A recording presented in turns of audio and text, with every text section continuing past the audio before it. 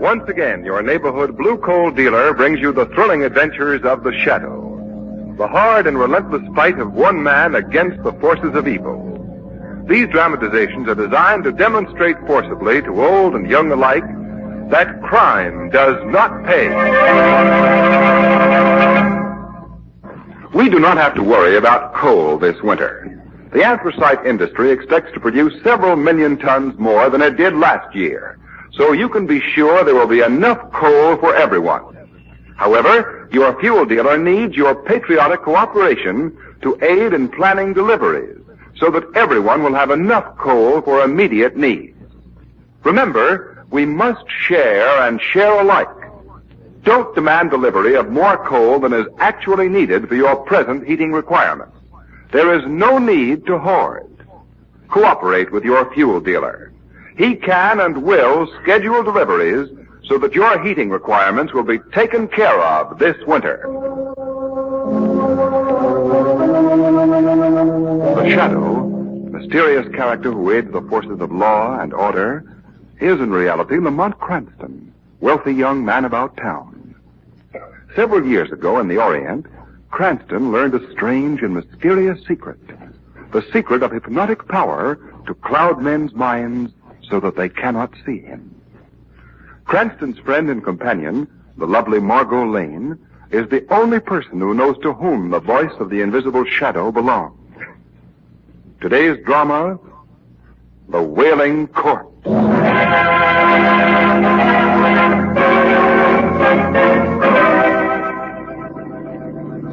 Mr. Van Dyke, as your lawyer, I protest against this fantastic idea. Danforth, my mind is made up.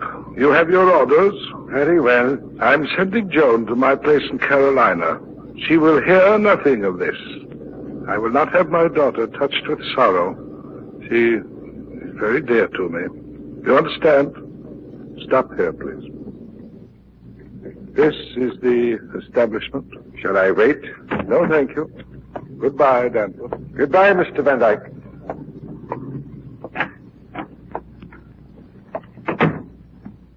Yes? There? Oh, didn't see you for a second. The light is dim. We do keep it rather subdued in here. I'm Ellsworth Van Dyke. I phoned you. Yes, sir. Please sit down and we'll discuss the type of funeral you want. Casket? That's it. Is it possible to have a special casket made? Yes, but of course you realize that the price... Money is no object. Oh, I see. Well, now, what would you like? The casket must be made of some material that will withstand decay. I prefer glass. Glass? Yes, I must have it. Now, how wide is the average coffin? Approximately 3 feet. I want this one 5 feet wide. 5 feet wide. But it will take time to have it made, Mr. Van Dyke. It must be ready within 2 weeks. At that time, you can have the body changed to the special casket. But naturally, you proceed with the funeral immediately. There's not going to be any funeral. Yet. No funeral? But surely you can't wait? I can wait, Mr. Griswold. Eh? Yes. You see, I am to be the occupant of that coffin.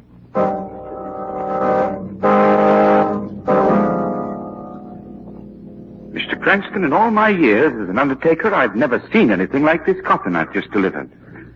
You are interested in the strange and weird, so I came to you. Well, I'm very glad you did, Mr. Griswold. A glass coffin? That's not all, Miss Lane. He insisted that the coffin be ventilated. Oh, not really. Go on, sir. I can see there's more. Mr. Van Dyke demanded some means of communicating with the living from his coffin.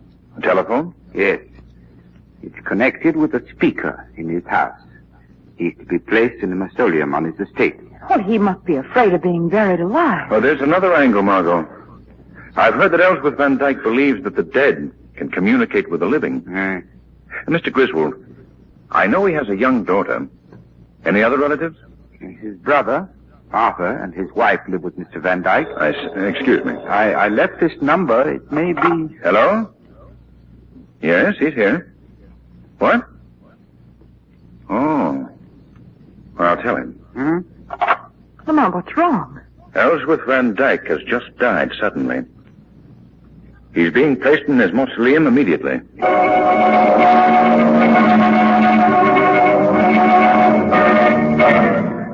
Confound these newspapers, making a sensation of Ellsworth's funeral. It was that fool Coffin of his, Clara. Now everybody will be watching us, prying into things. There's no need to break down, Arthur, and act like a nervous idiot. Yes, you can talk. Thank heaven Joan isn't here to ask questions. What sort of questions, Uncle Arthur? Joan, darling. How did you get here? By train, Aunt Clara. I came as soon as I heard that Father was dead. But who told you? You weren't to hear. Oh, it wasn't your fault, I heard. Someone phoned me about Father. Who did that? I don't know. They said it was a friend. Oh, Joan, you poor darling. Don't touch me, Aunt Clara. You think I can't see through you. You hated my father.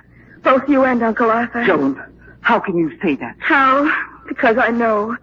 You hovered over him like two vultures, waiting for him to die. Waiting for his money. Joan, I realize you're not yourself. My father wouldn't believe what I told him about you and Aunt Clara. And now he's dead. Father's dead. What are we going to do about her? She's our responsibility now. If she goes on like this, she'll cause a scandal. We've got to do something. Yes, people will talk. Quiet, Arthur. Is that you, Sarah? Yes, Mrs. Van Dyke. Did you ring for me? It must have been Miss Joan, Sarah. Miss Joan. Is she here? She just came home. Oh, poor child. Sarah, you must help us. What do you mean, sir? Joan has her mind filled with all sorts of strange ideas. Yes, I know. You realize that they're ridiculous, don't you? That she's suffering from hallucinations. Well, why don't you answer? I'd better go to her, sir. She needs me.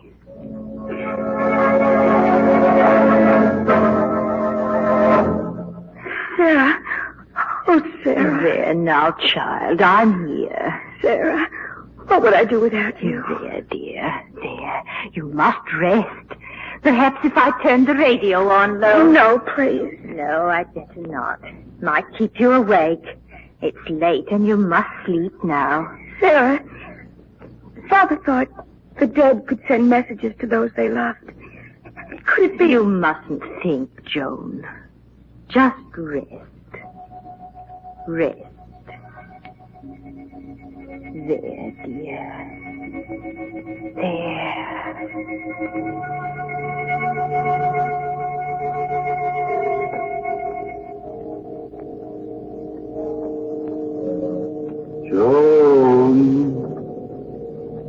Joan. Oh. Yes, Father, did you call? It was Father's voice. Joan. Father! Why don't you answer me? Father, where are you? Where are you? Answer me.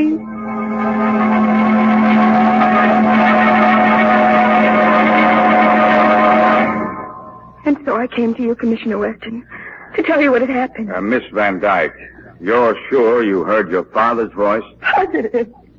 Lamont, suppose I take Miss Van Dyke into the other room for a minute. Good idea, Miss Lane. Good idea. Come on, Miss Van Dyke. Come with me. Well, what do you think, Cranston? Sounds like a very strange business, Commissioner. If it's true, You think that the girl is unbalanced? perhaps.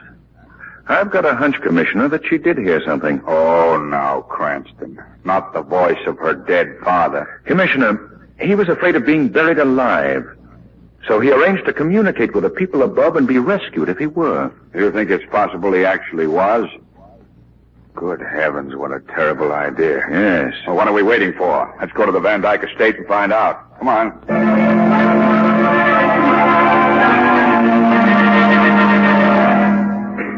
Mr. Van Van Dyke, you understand that the police can exhume your brother's body if circumstances justify it. Commissioner Weston, surely you don't take the ravings of a poor hysterical girl seriously enough to act on them? Uncle Arthur, you must listen to me. No, Joan, my brother is dead. He must be left in peace. Well, if he's really dead, how do you explain the voice? Voice? What voice? Miss Van Dyke says that last night she heard her father calling to her. She heard his voice? Just after 2 o'clock, I was awakened by my father calling my name. Oh, it was a dream. No, I was fully awake.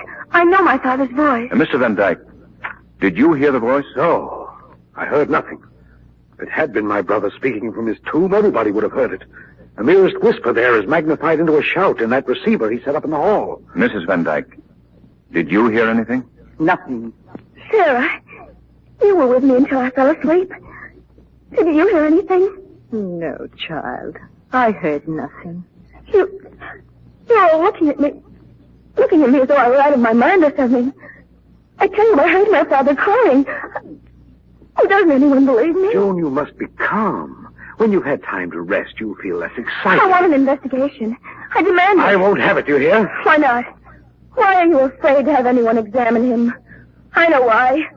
Because you murdered him. That's a lie. She should be One moment, Quiet, please. Murder, eh? Now we're getting somewhere. He has no proof. Maybe we'll find proof. We've got a motive. Motive? What possible motive could I... Money. Right. Van Dyke, if you could get this girl shut up as insane, perhaps you could grab his money. That's motive for murder. My brother died a natural death. It was pretty sudden, wasn't it? He slipped away in a coma. What was the cause of death? It was certified as heart failure. There was nothing wrong with my father's heart. We'll find out. I'm going to have an autopsy. May I speak, Commissioner? I was Ezra's lawyer. What is it, Mr. Danforth? I have kept silent till now, but Mr. Van Dyke's will expressly forbids exhumation of his body. Now what? Just a moment. If the police decide to exhume... The heirs would lose their money. Under those conditions, any one of them could stop you by an injunction, Commissioner. Then Mr. Danforth, you're against me, too. Oh, now, Joan, dear. You're all against me. All of you. Joan, wait. Margo, come here a moment. What is it, Lamont? Let's slip away. I want to pay a visit. A visit? Yes. I want to spend an hour tonight in the tomb of Ellsworth Van Dyke.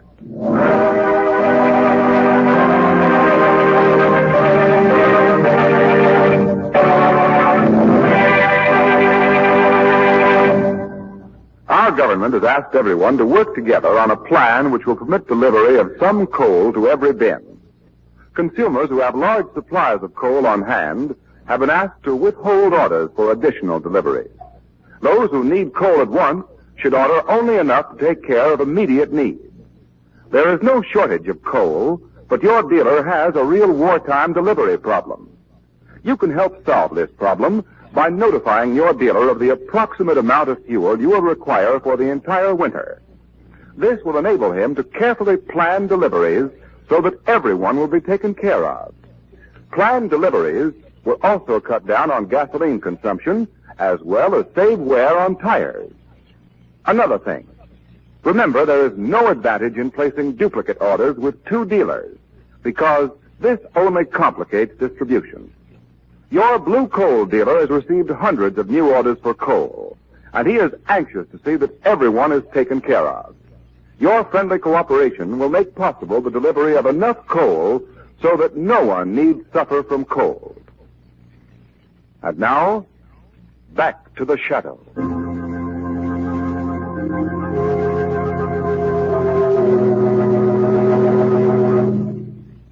Lamont, it was spooky. I wish we'd brought Commissioner Weston. Poor Weston. He's trying to find his way out of legal red tape. But we can't wait. No. Something dreadful is going to happen here. Come on. I want to see inside the tomb. It's a beautiful mausoleum, Margo. Yes, if only we didn't have to go inside. Shall I turn on my flashlight? No. Someone in the house might see it. And here we are. Well, it's unlocked. Ooh, what a noise. Step inside. You go first. All right. Yeah, shut the door. All right. Now the flashlight. Why, it's just an empty room. Oh, listen to the echo. Speak low. Where do they keep the bodies? In the crypt below, I suppose. That big metal cover slides back. Must be a lever here somewhere. Oh! Look down into the crypt. Oh, Lamont. Turn the light that way. There it is. Ellsworth and Dyke's coffin. Why, it's huge. But there aren't any stairs going down. So it seems. Well, no one could get down there without help. Don't stumble, Margo. Hush. 2 o'clock. Joan. That's it, Lamont. That's the voice she heard. Joan. Father. Father, you've come back again. Father, speak to me.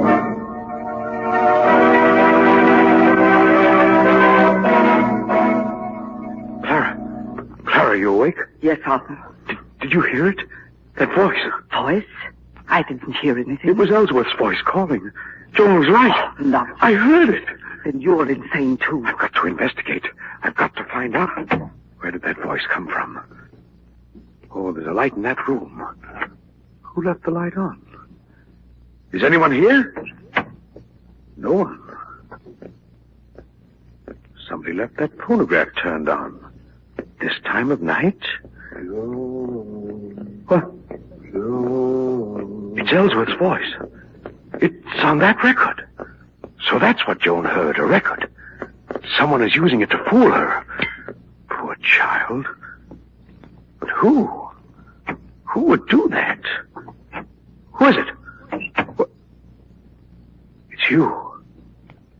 You! To think how I've trusted you. And all the time you've been using this record to torture that poor child. Wait! Put down that gun! Put it down, I say!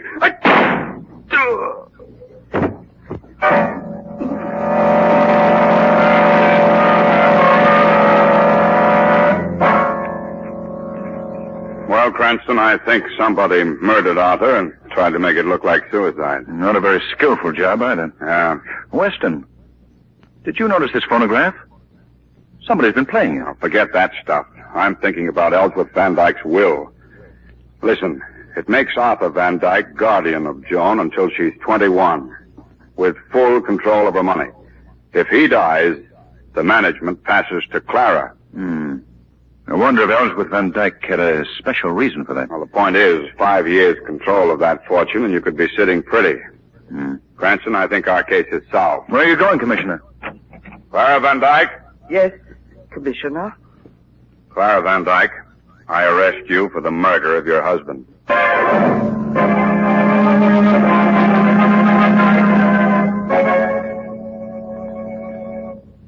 But Lamont, why come here to the Van Dykes in the middle of the night? Arthur's dead and Mrs. Van Dyke is in jail. Yes. So the person behind this thinks that the coast is clear. Margo. What? There's a light in the tomb. Come on, quick. Why, the door's open. Yes. And candles burning. Look, Lamont. You were right. There is a staircase going to the crypt. That wall is a sliding panel. Someone opened it. Come along, Margo. Down into the tomb? Well, what do you think we'll find? The end of this mystery, Margo. And the criminal. Hurry. All right. Flash a torch around. Oh, there's no one here. Lamont, what was that? The panel's closed. We're locked in. Oh, Lamont! Say, I know that voice. Yes. Yes, you know it. Sarah! Why, it's Sarah speaking from overhead. Yes, through that opening. You'll pay for your meddling, you fool. Sarah, it's you who killed Arthur Van Dyke. Yes, I killed Arthur. And I made Ellsworth Van Dyke want to die. Sarah, how did you do it? I lied to them, all of them, about each other. Oh, what motive could you have?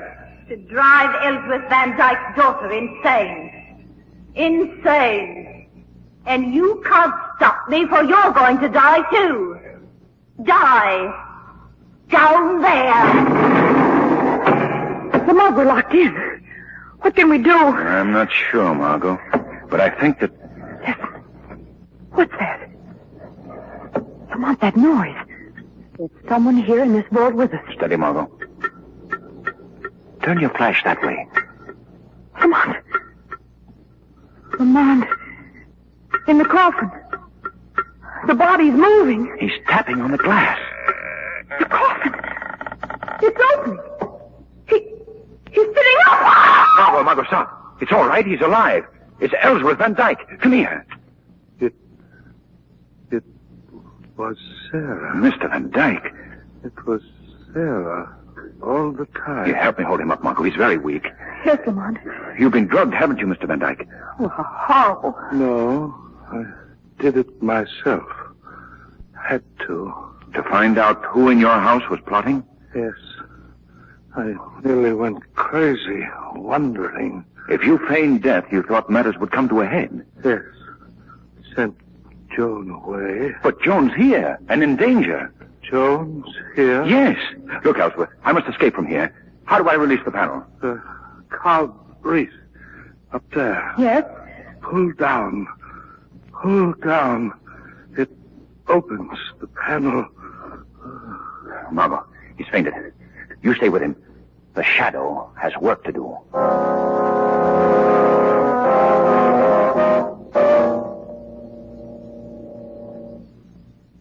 Joan. Wake up, Joan. What? What's there? I was dreaming. I had such bad dreams. I'm glad you're here. Yes. I'm here, Joan. Pains in my head are awful. You've told me how bad they are so many times. I've listened to you. Listen to me now, Joan. What was that? The door opened. Is someone there? No, it must have been the wind. No, Joan. Tell me that I'll get well, Sarah. No. No, you'll never get well. Slowly you'll sink down into the quicksands of insanity. No. Your brain will turn soft. No. Your eyes will stare sightlessly from your head. Sarah, don't say that. You will pay for the pain you've caused me. What have I done to you? You stood in my way. Always. Sarah, I didn't know. No, Joan, my darling, you didn't. But you'll pay just the same. I swore I'd avenge myself on you all. And I have. Your father is dead. His death hastened by the worry I planted in his mind. And you, my dear, are going insane. No, Sarah. No. I murdered your Uncle Arthur, and your Aunt Clara will pay for it with her life. Now, there's only you. I'll go to the police. I'll tell them. No, you won't, Joan, my dear. I will. You'll do as I say, Joan. Sarah. Here. Sit down. Sit down, I say, at your desk. Now write this. I can't live without you. Without Father, Father, I am following you. I'm following you. Sign your name. Sign your name. All right. Everything's ready. Now, there's no reason for you to live, is there? No reason. Open the door of your desk. A gun. Yes. A gun. Place it against your heart. Now I can go to my father. Pull the trigger, Joan. It'll be very easy. Pull the trigger. Why did you throw the gun to the floor? She didn't. The shadow did. Shadow? Where are you? Where did you come from? I can't see you. The shadow cannot be seen by mortal eyes. I've come to right a wrong, to save this girl from your evil plans, and to make you pay for your crimes. You can't save her. It isn't safe to defy the shadow. Tell the truth. Why did you commit these crimes? You said Joan stood in your way. How? Tell me. Her father loved me. Go on. And he would have married me If his brother and that wife of his hadn't told him it was unfair to Joan. So you plotted against his family? I hated them. Ellsworth went away without a word to me. Then I hated him, too. That didn't give you the right to commit crime. You must pay. I'll never be brought to justice. Never. Drop that gun. Oh, how terrible. Death is not as terrible as a crime like hers. Corroding hate drove her to it. And then, to death.